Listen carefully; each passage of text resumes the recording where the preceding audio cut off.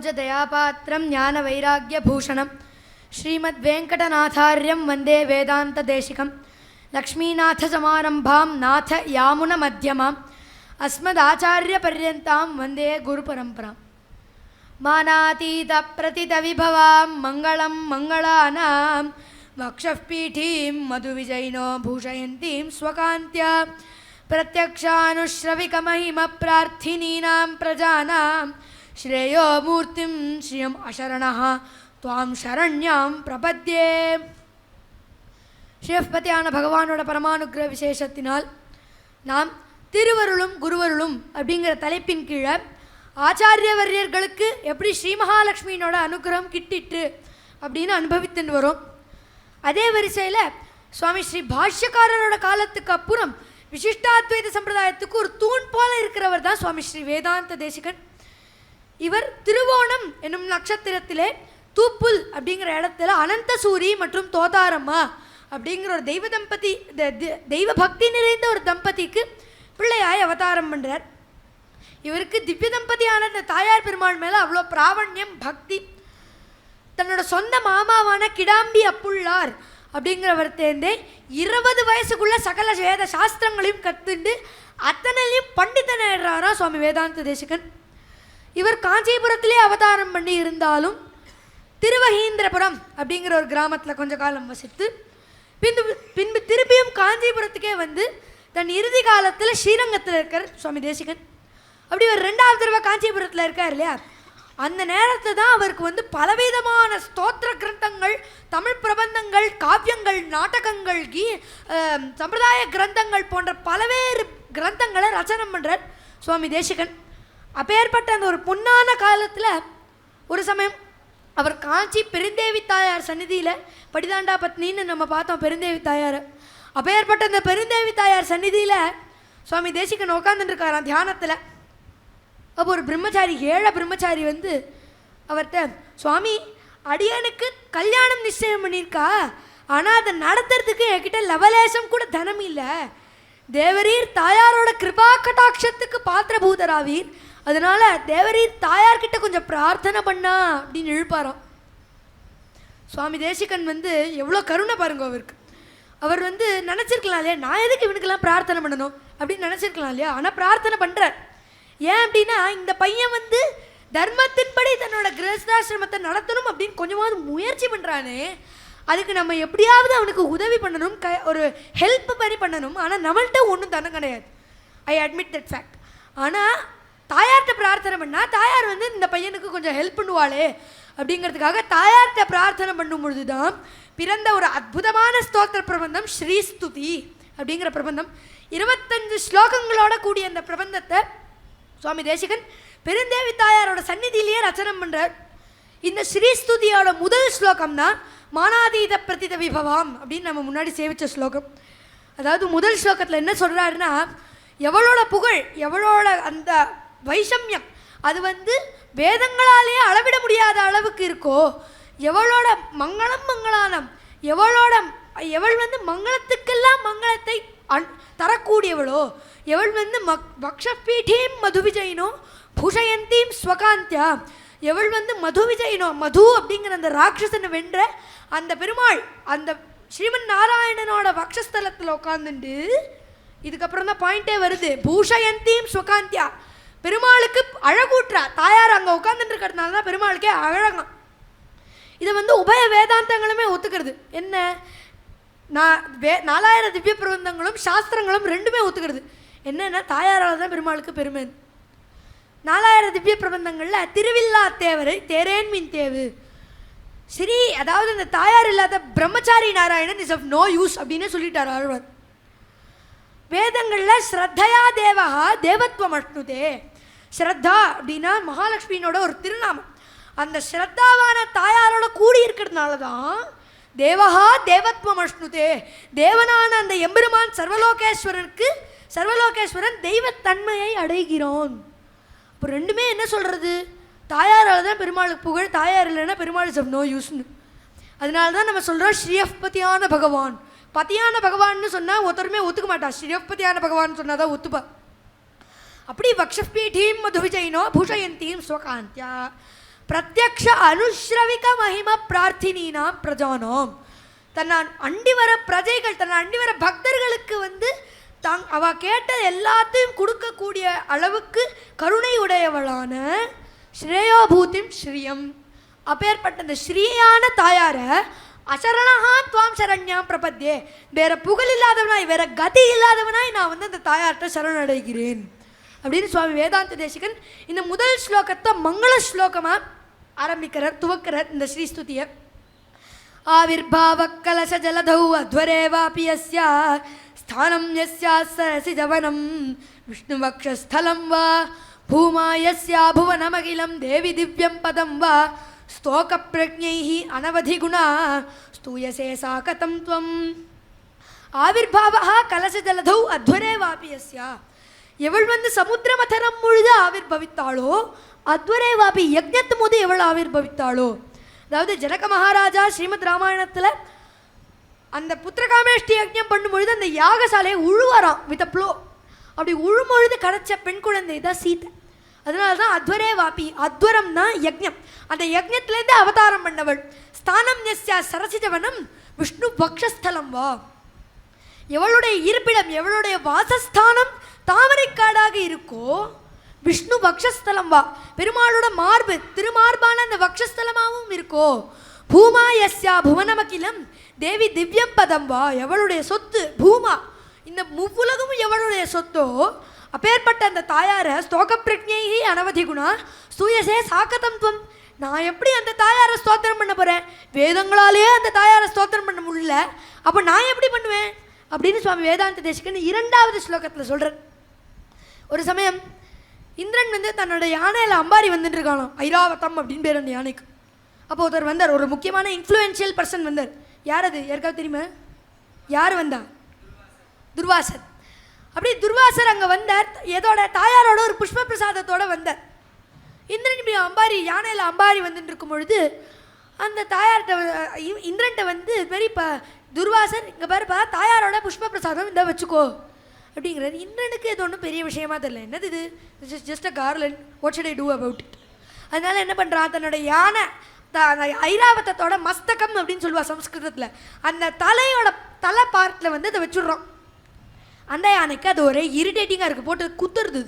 அதனால் என்ன பண்ணுறது, தன்னோட தும்பிக்கையால் அதை கீழே போட்டு நல்லா மசிச்சிடுறது. துர்வாசருக்கு வந்ததே கோபம்.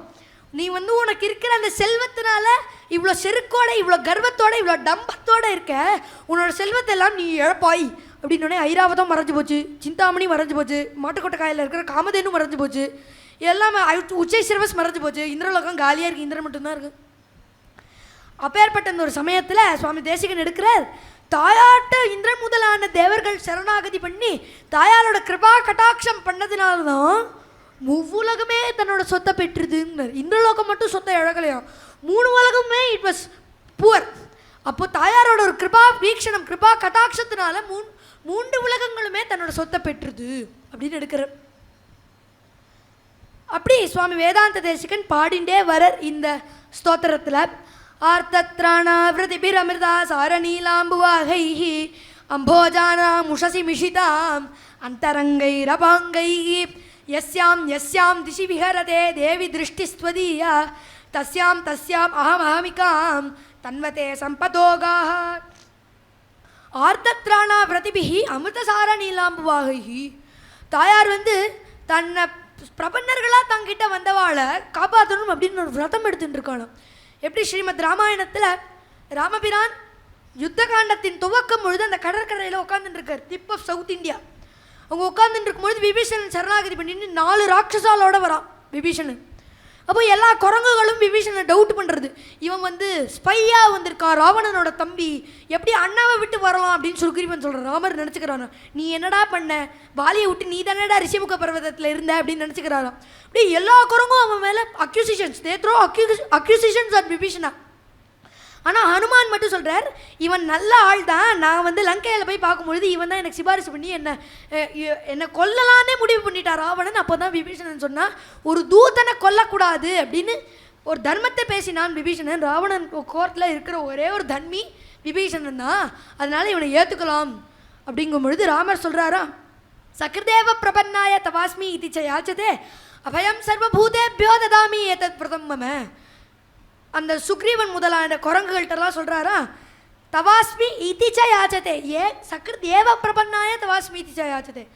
சுக்ரீவா வாசலில் விபீஷணன் வந்தாலும் சரி, ராவணனே வந்தாலும் சரி, உள்ள அழிச்சுன்னு வாங்குறேன்.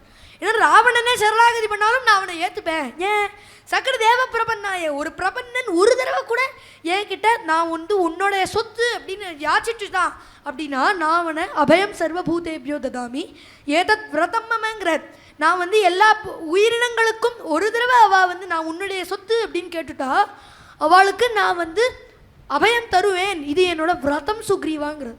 அதே போல தான் தாயாரும் இங்கே ஆர்த்தத்ரான பிரதிபி அப்படி அந்த பிரபன்னர்களை தாயார் காப்பாற்றணும் அப்படின்னு விரதம் எடுத்துட்டுருக்கா. யஸ்யாம் யஸ்யாம் திசி விஹரதே தேவி திருஷ்டிஸ்வதியா தஸ்யாம் தஸ்யாம் அகம் அகமிகாம் தன்வதே சம்பதோகா. யஸ்யாம் யஸ்யாம் திசி விஹரதே, உன்னோட கடைக்கண் பார்வை எங்கெங்கெல்லாம் படுறதோ, தேவி திருஷ்டிஸ்வதியா உன்னோட திருஷ்டி உன்னோட கடாட்சம் எங்கெங்கெல்லாம் படுறதோ, தஸ்யாம் தஸ்யாம் அகம் அகமிகாம் தன்வதே சம்பதோகா. தேவதா ஸ்திரீகள், அப்சரசுக்கள், கிண்ணற ஸ்திரீகள் எல்லாரும் நான் முன்னே நீ முன்னே தாயாரோட கட்டாட்சம் என் மேலே தான் படணும், ஓ மேலே படக்கூடாது அப்படின்னு சண்டை போட்டுன்னு வருவாளாம். எதுக்கு? தாயாரோட ஒரு கிருபா கட்டாட்சம், கிருபா வீக்ஷணத்துக்கு. அதான் ஒரு 2/5 செகண்டுக்கு கூட தாயாரோட கிருபா கட்டாட்சத்தை நீ பண்ணு அப்படிங்கிறாரு இல்லையா ஆதிசங்கரர். அதே போல தான் தாயாரோட கட்டாட்சத்துக்கு அவ்வளோ பெரிய கியூ நிற்கிறது. அப்பேற்பட்ட அந்த தாயாரை எவ்வளோட கட்டாட்சத்துக்கு ஒரு பெரிய லைனே நிற்கிறதோ அப்பேற்பட்ட அந்த தாயாரை பெருமாள் ஒரு சமயம், அம்மா நீ கட்டாட்சமே பண்ணிடாத இந்த பர்சனுக்கு, என்னோட வேலையெல்லாம் வீணாக போயிடுங்கிற. எப்போ அது? பெருமாள் ஒரு வட்டுவா பிரம்மச்சாரியா மகாபலியோட அந்த ஒரு சபைக்கு மகாபலியோட அந்த கொட்டத்தை அடக்கணும்னு வர்றார், கர்ப்பத்தை அடக்கணும்னு வர்றார். என்னதான் பெருமாள் பிரம்மச்சாரியா வந்தாலும் தாயார் அந்த மார்பை விட்டு அகல மாட்டா. அகலகில்லே நிறையும் என்று அலர்மேல் மங்கை உரை மார்பா அப்படின்னு நம்மாழ்வார் எடுக்கிறார். தாயார் நகர மாட்டா. ஆனால் மற்றவாள்லாம் இப்போ பெருமாள் ஒரு பிரம்மச்சாரியாக வரும் பொழுது மார்பில் மகாலட்சுமியை உட்காந்து வச்சுன்னு வந்தால் இது பெருமாள் கண்டுபிடிச்சிருவா, வேலையெல்லாம் ஃப்ளாப் ஆகிடும். அதனால பெருமாள் என்ன பண்ணுறாரா, சுவாமி தேசிகனே எடுக்கிறார், பிக்ஷோஜிதம் பிரகட்டயன் பிரதமாசிரமத்துவம் கிருஷ்ணாஜினம் யவனிகாம் கிருத்தவான் பிரியாயாக. பிக்ஷை எடுக்க வேண்டிய அந்த பிரதமாசிரமத்துவம் பிரம்மச்சாரியான அந்த ஆசிரமத்தில் பெருமாள் போகும் பொழுது கிருஷ்ணாஜினம் யவனிகாம் கிருத்தவான் பிரியாயாக. கிருஷ்ணாஜினம் அப்படின்னா மாந்தோல். அந்த மாந்தோலால் பெருமாள் தாயாருக்கு ஒரு ஸ்க்ரீன் போட்டுடுறாராம். ஏன்னா மற்றவாள்லாம் கண்டுபிடிச்சிருவா அப்படிங்கிறதுனால தாயாருக்கும் மூச்சு முட்டுறது, வெளிலேருந்தே எட்டி எட்டி பார்க்குறா. பெருமாளும் போத்தி வச்சுக்கிறாரு தாயாரை. கடைசியில் மகாபலியோட கோர்ட்டுக்கு சபைக்கு இந்த யக்ஞ வாட்டிக்கைக்கு பெருமாள் போயிடுறார். போய் மகாபலிகிட்ட மாதிரி எனக்கு 3 அடி மண் வேணும், நானே என் காலால் அளந்துக்கிறேன். என்னடா இது, எங்கேன்னு இந்த குரல் கேட்குறது? மகாபலி தேடுன்னு தேடுறான். ஏன்னா அவ்வளோ குட்டியாக இருக்கார் வாமனர். அப்புறம் ஃபைனலாக மகாபலி கண்டுபிடிச்சி, என்ன சுவாமி என்ன கேட்குறேன், உங்கள் காலை இத்தினுண்டு, நீங்கள் 3 அடி மண் உங்கள் காலால் அளந்தால் 1 சென்டிமீட்டர் கூட வராது. நீங்கள் சொத்து கேளுங்கோ, தனம் கேளுங்கோ, ராஜ்யம் பாதி ராஜ்யம் கேளுங்கோ, நகைகள் கேளுங்கோ, சாப்பாடு கேளுங்கோ, எது வேணாலும் நான் தரேன் அப்படின்னு பெரிய லிஸ்ட்டு போடுறான் மகாபலி. தாயாருக்கா உள்ளே இந்த க்யூரியஸாக இருக்குது. என்னடா இது, இந்த காலத்தில் எல்லோரும் எனக்கு வேணும் தானே எடுத்து வச்சுக்கிறா, இது யார் இது, நான் இப்போ உனக்கு தரேன்னு பெரிய லிஸ்ட்டாக போடுறானே அப்படின்னு தாயார் வெள்ளை எட்டி பார்க்குறா. பெருமாள் லக்ஷ்மி உள்ள மறைஞ்சுக்கோ, வெளில வராத அப்படின்னு மூடி வச்சுக்கிறார் தாயாரை. கடைசியில் மகாபலி தாரவாத்துடுறான் பெருமாள்கிட்ட. அப்போ தான் பெருமாள் திருவிக்ரமாவதாரம் எடுத்து முவ்வுலகையும் அளந்து 3வது அடி மண் எங்கன்னு கேட்கும் பொழுது மகாபலியோட சிரஸில் பெருமாள் தன்னோட திருவடியை வைக்கிறார். அப்போ தாயாரோட கட்டாட்சம் அப்படிங்கிறது it played a very crucial role in this avatar of Perumal. ஏன்னா தாயார் தப்பித்தவரி கட்டாட்சம் பண்ணிட்டா அப்படின்னா மகாபலி தான் இழந்த சொத்தெல்லாம் திருப்பி விட்டுருவான். இது தேவர்கள் இன்னும் பூரா போயிட்டுருவா, தே வில் பிகம் பாப்பர்ஸ். அதனால் தாயார் பெருமாள் மறைச்சி வச்சுட்டாராம். ஏன்னா அந்த கட்டாட்சத்துக்கு அவ்வளோ பெருமை, அவ்வளோ புகழ், அவ்வளோ பவர். அப்படி சுவாமி வேதாந்த தேசிகன் இந்த ஸ்ரீஸ்துதியில் தாயாரோட பிரபாவத்தெல்லாம் பாடிண்டே வர கடைசி அந்த ஒரு ஸ்லோகத்தில் மாரி தாயாரோட அந்த திவ்ய தம்பதியோட உண்மையான பக்தர்கள் எப்படி இருப்பா அப்படின்னு எடுக்கிறார். ஜாதாகாங்ஷா ஜனனி யுவயோரேக சேவாதிகாரே மாயாலீடம் விபவமகிலம் மன்யமானஸ்திருணாய பிரீத்யை விஷ்ணோः தவ ச கிருதினः பிரீதிமந்தோ பஜந்தே வேளாபங்க பிரசமன பலம் வைதிகம் தர்மசேதும். யுவயோः ஏக சேவாதிகாரே இங்கே த்விதியால யூஸ் பண்ணுறார். யுவயோக திவ்ய தம்பதியான உங்கள் 2 பேருக்கும் சேவை பண்ணணும் அப்படிங்கிற ஒரே லட்சியத்தோட இந்த வாழ்க்கையில் அந்த ஒரே லட்சியத்தை கொண்டு இருக்கிற ஒரு மனுஷன் மாயாலீடம் விபவமகிலம் மன்யமான ஸ்திரிநாய, மாயையால் சூழப்பட்ட இந்த உலகத்தை எவன் ஒரு புல்லுக்கு சமமாக நினைக்கிறானோ, பிரீத்தியை விஷ்ணோஹோ தவச்சகிருத்தினாக பிரீதிமந்தோ பஜந்தே, எவன் வந்து தன்னோட ஆக்ஷன்ஸ் தன்னோட கர்மங்கள் எல்லாமே விஷ்ணு பிரீத்திகரமாக இருக்கணும் அப்படின்னு நினைக்கிறானோ, அவன் வந்து தர்மத்திற்கு விருத்தமாக தன்னோட ஆக்ஷன்ஸ் எல்லாம் இருக்கக்கூடாது அப்படின்னு எவன் ஒருத்தர் நினைக்கிறானோ அப்பேற்பட்டவனை நீங்கள் கைவிட்டதா சரித்திரமே இல்லையே அப்படிங்கிற சுவாமி ஸ்ரீ பாஷ்யக்காரரோட ஒரு நேர் சிஷ்யர் கூரத்தாழ்வான் அப்படின்னு எழுதியிருந்தார். இவர் வந்து காஞ்சிபுரத்து பக்கத்தில் கூரம் அப்படின்னு ஒரு கிராமம் இருக்குது. இந்த கிராமத்தோட பெரிய ராஜாவாக இருந்தார். அவரோட அன்னதானம் ரொம்ப பிரசித்தமாக அந்த காலத்தில். ஆனால் எல்லாத்தையும் விட்டுட்டு ஸ்ரீரங்கத்தில் பாஷ்யக்காரரோட நிழலில் வந்து பிக்ஷை எடுத்துட்டு ஒரு சிம்பிளான ஒரு வாழ்க்கை நடத்தின்னு இருக்கார். அப்பேற்பட்ட அந்த கூரத்தாழ்வான் ஒரு சமயம் கார்த்தால பிக்ஷைக்கே போகலையாம், ஏதோ கிரந்தத்தை உட்காந்து படிச்சுட்டே இருக்கார். அப்படியே டைம் போயிட்டே இருக்குது, ராத்திரியே ஆகிடுறது. ஆனால் அவர் பிக்ஷைக்கே போகல, நோ குக்கிங் தட் டே. அப்போது வந்து கூரத்தாழ்வானோட பத்னி ஆண்டாளம்மையார் அப்படின்னு இருந்தா. அவள் வந்து யோசிக்கிறாளா மாதிரி அப்போ பெருமாள் ஸ்ரீரங்கம் நம்பெருமாள் சந்நிதியில் நெய்வேத்தியம் நடக்கிறது. அப்போ நெய்வேத்தியம் நடக்கும் பொழுது அரவண மணி அங்கே மணி அடிப்பா இல்லையா, அந்த சத்தம் டங் டங்னு கேட்குறது. அப்போது கூரத்தாழ்வானோட பத்னி ஆண்டாளம்மையார் நினைக்கிறாளாம், குழந்தையில வெள்ளை உட்காத்தி வச்சுட்டு அவளுக்கு பசிக்கும் பொழுது வெள்ளை உட்காத்தி வச்சுட்டு அம்மா அப்பா கதவு பூட்டின்னு சாப்பிடலாமா அப்படின்னு நினைக்கிறா. சட்டன் தோணி போய்டுறது. கொஞ்சம் நேரம் கழித்து பார்த்தா எல்லா சத்திர சாமராஜி கோவில் மரியாதைகளோட பெருமாளோட பிரசாதத்தை பட்டர் சுவாமி ஏழிண்டு வரார். அப்போ கூரத்தாழ்வானோட கிரகத்துக்கு வந்து மாதிரி பெருமாள் ஆக்ஞை உங்களுக்கு பிரசாதம் தரணும் அப்படின்னு சொன்னார். அப்படின்னு சொன்னே கூரத்தாழ்வான ஒரு நிமிஷம் திக்குமுக்காடி போய்டுறாரு. அது நம்ம ஒன்றும் பிரார்த்தனையே பண்ணலையே, பெருமாள் எதுக்கு எந்த காரணத்துக்காக நான் பிரசாதத்தை அனுப்பி வச்சிருக்கார் நீ யோசிச்சுனே எடுத்துன்ற. அப்போ கொஞ்ச நேரம் கழித்து ஆண்டாளம்மையார்கிட்ட கேட்குறாரா, ஆண்டாள் நீ எதாவது பிரார்த்தனை பண்ணியோ அப்படின்னோடனே ஆண்டாளம்மையார் சொல்கிறாளா, இல்லை குழந்தைகள் பசிக்கும் பொழுது அவளை வெள்ளை உட்காத்தி வச்சுட்டு அம்மா அப்பா கதவு பூட்டின்னு சாப்பிடலாமான்னு நினச்சேன் அப்படின்னோடனே கூரத்தாழ்வான் சொல்லுவாரா, ஆண்டாள் உனக்கும் எனக்கும் இருக்கிற இந்த சம்பந்தம்ங்கிறது இந்த ஜென்மாவில் மட்டும்தான். ஆனால் பெருமாளுக்கும் நமக்கும் இருக்கிற சம்பந்தம்ங்கிறது அனாதிகாலமாக இருக்குது. இப்போ ஃப்ரம் ஜென்மா நம்பர் 1 டில் ப்ரெசன்ட் டே அந்த சம்பந்தம் போயிட்டே இருக்குது. அவர் நம்மளை பார்த்துக்க மாட்டாரா, நீ எதுக்கு இப்படி வீணாக கவலைப்படுற அப்படின்னு சொல்லிகிட்டே அந்த பிரசாதத்தை புஜிக்க கொஞ்ச காலம் கழித்து அவதாரம் பண்ண 2 ரத்னங்கள் தான் பராசர பட்டர் மற்றும் வேதவியாச பட்டர். அந்த 2 பேருக்கு தான் சுவாமி ஸ்ரீ பாஷ்யக்காரர் பராசரின் பெயரையும் வேதவியாசரின் பெயரையும் சூட்டுறார். அவர் யமுனாச்சாரியருக்கு சத்தியம் பண்ணி கொடுத்தார் இல்லையா, பராசரருக்கும் வேதவியாசருக்கும் எப்படியாவது கைமாறு பண்ணுவேன் அப்படிங்கிற சத்தியத்தை இங்கே பூர்த்தி பண்ணுறார். அப்படி பிறந்த 2 ரத்னங்கள் தான் பராசர பட்டர் வேதவியாச பட்டர். அப்போ சுவாமி கூரத்தாழ்வானோட வாழ்க்கையிலேருந்து நடக்கிற இந்த சம்பவம் இந்த ஸ்லோகத்துக்கு ஒரு உதாரணம் மாதிரி இருக்கு இல்லையா. கூரத்தாழ்வான் தர்மத்தின்படி தன்னோட வாழ்க்கையை நடத்திட்டு வரார். அப்பேற்பட்ட அந்த கூரத்தாழ்வான பெருமாள் தாயாரே பார்த்துட்டான்.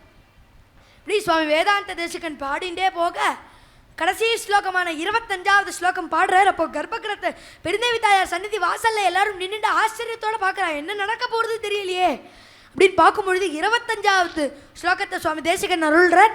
உபசித குரு பக்தேர் உத்திதம் வெங்கடேஷாத் கலிகலுஷ நிவர்த்தியை கல்பமானா பிரஜானாம் சரசிஜ நிலையாயாக ஸ்தோத்திரமே தத் படந்தः சகல குஷல சீமா சார்வபௌமா பவந்தி. உத்திதம் வெங்கடேஷாத், வெங்கடேசனான இந்த வேதாந்தாச்சாரியனால பணிக்கப்பட்ட இந்த ஸ்தோத்திரத்தை யார் படிக்கிறாளோ, கலிகலுஷ நிவர்த்தியை கல்பமானாம் பிரஜானாம், அவளுக்கு கலியோட பாதிப்பு அவளுக்கு அண்டவே அண்டாது. கல்பமானாம் பிரஜானாம் சரசிஜ நிலையாயாக ஸ்தோத்திரம் ஏதத் பட்டந்தः, தாமரையில் இருக்கிறவளான அந்த தாயாரோட ஸ்தோத்திரத்தை யார் படிக்கிறாளோ சகல குஷல சீமா சார்வபௌமா பவந்தி, அவளுக்கு தனதானிய சமிருத்தி எல்லாம் கிடைக்கும், சார்வபௌமர்களாய் உயர்ந்தவர்களாய் அவள் வாழ்க்கையில் ஆவா அப்படின்னு சொல்லி முடிக்க சுவாமி தேசிகன் சொல்கிறார் அந்த பிரம்மச்சாரிட்ட, ஏழை பிரம்மச்சாரியே I have done my part, இப்போ இட்ஸ் நவ் யோர் டன், நீ தான் வந்து பிரதட்சிணம் பண்ணி தாயார் மேலே விஸ்வாசத்தோட பிரதட்சிணம் பண்ணி பொருளே அதேனும் கிடைக்கலாம் அப்படின்னோடனே இந்த பிரம்மச்சாரி வந்து தாயார் மேலே விஸ்வாசத்தோட பிரதட்சிணம் பண்ணும்பொழுது காலில் ஏதோ தட்டுப்படுறது. என்னடா இது அப்படின்னு பார்த்தா ஒரு மூட்டை ஃபுல்லாக தங்க காசை கிடைக்கிறது. அலறி அடிச்சுன்னு இந்த பிரம்மச்சாரி வந்து சுவாமி தேசிகன்ட்ட இது கிடைச்சதுக்கு அப்படின்னு காமிச்சோடனே சுவாமி தேசிகன் சொல்கிறாரு, இது எல்லாத்தையும் நீயே எடுத்துக்கோ, எனக்கு ஒன்றும் வேண்டாம் அப்படின்னு கிளம்பிடுறாங்க. நம்மளாக இருந்தால் என்ன பண்ணியிருப்போம், சுவாமின்னே நான் தானே உங்களுக்கு அந்த பொன் மூட்டையை தர வச்சேன், எனக்கு ஒரு 10 காசு கமிஷன் கொடுங்கோ அப்படின்னு தானே பாதியை வாங்கிட்டு இருப்போம். அந்த பிரம்மச்சாரிக்கு பாவம் ஒன்றுமே கிடச்சிருக்காது. ஏன் எங்கள் சுவாமி வேதாந்த தேசிகன் ஒன்றுமே வாங்கிக்கல அப்படின்னா அதுதான் நமக்கும் ஆச்சாரியர்களுக்கும் இருக்கிற வித்தியாசம்.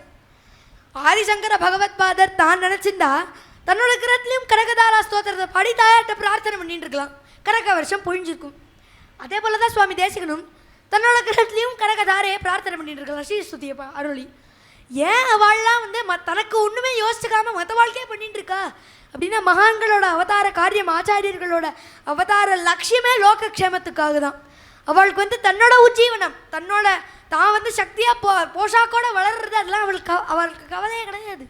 ஏன்னா அவளோட லோக்கம் என்ன அப்படின்னா லோகம் க்ஷேமமாக இருந்து கடைசியில் எல்லாரும் பகவத் சரணங்களையே அடையணும் அப்படிங்கிறது தான் அவளோட நோக்கம், உத்தேசம், அவளோட அவதார ரகசியம். அப்படி அதனால தான் நம்ம சொல்கிறோம் தாயாரோட கிருபா கட்டாட்சத்துக்கு பாத்திரபூதர்களான ஆச்சாரியர்கள். ஏன்னா தாயார் எதுக்கு அவளை அமைச்சிருக்கா கீழே அப்படின்னா எல்லாரையும் கரை சேர்க்கறதுக்காக தான் அமைச்சிருக்கா. சரி, அப்போ அந்த திவ்ய தம்பதியும் ஆச்சாரியர்களும் வெவ்வேறா இல்லை are they the same entity அப்படின்னு பார்த்தோன்னா இது ஒரு எக்ஸாம்பிள் தரேன். ஒரு ஆச்சாரியனை வந்து நம்ம பார்க்க போகிறோம். அந்த ஆச்சாரியனை பார்க்கும்பொழுது வெறுங்கையால் பார்க்கக்கூடாது அப்படிங்கிறதுக்காக ஒரு மாம்பழத்தை எடுத்துன்னு வந்து அவர் பக்கத்தில் வைக்கணும். அந்த ஆச்சாரியன் என்ன பண்ணுறார், தன் கையால் அந்த மாம்பழத்தை எடுக்கிறார். கொஞ்சம் நேரம் கழித்து நம்மள்ட்ட ஒருத்தர் வந்து யார் மாம்பழத்தை எடுத்துண்டா அப்படின்னா கையை எடுத்துட்டுது அப்படின்னு சொல்லுவோமா, இல்லை ஆச்சாரியன் எடுத்துட்டார் அப்படின்னு சொல்லுவோமா? ஆப்வியஸ்லி ஆச்சாரியன் எடுத்துட்டார் அப்படின்னு தானே சொல்லுவோம். அப்போது அவரோட பிரெயின்லேருந்தே கைக்கு சிக்னல் வந்து கை அந்த பழத்தை எடுக்கிறது. அதே போல் தான் திவ்ய தம்பதியோட கை மாதிரி தான் ஆச்சாரியன் அப்படிங்கிறவர். திவ்ய தம்பதியோட ஒரு சங்கல்பம், திவ்ய தம்பதியோட ஒரு அனுஜையால் அந்த ஆச்சாரியன் அந்த ஜீவாத்மாவை எடுத்து தன்னுடைய சேர்த்துன்றுவர். எப்படி கரமும் உடம்பும் வெவ்வேறு கிடையாதோ அதே போல் தான் ஆச்சாரியனும் திவ்ய தம்பதியும் வேறு கிடையாது, they are the same entity. அப்படி நம்ம ஒரு ஆச்சாரியனோட திருவடி வாரங்களில் சரணமடைந்து புகுந்து அந்த திவ்ய தம்பதியை அடைவோம். திருவருளும் குருவருளும் எல்லாருக்கும் கிட்டட்டும் அப்படின்னு பிரார்த்தனை பண்ணிட்டு அப்படியே முடிச்சுக்கிறேன். கவிதார்க்கிக சிம்மாய கல்யாண குணசாலினே ஸ்ரீமதே வெங்கடேஷாய வேதாந்த குருவே நமஹ. நமஸ்காரம்.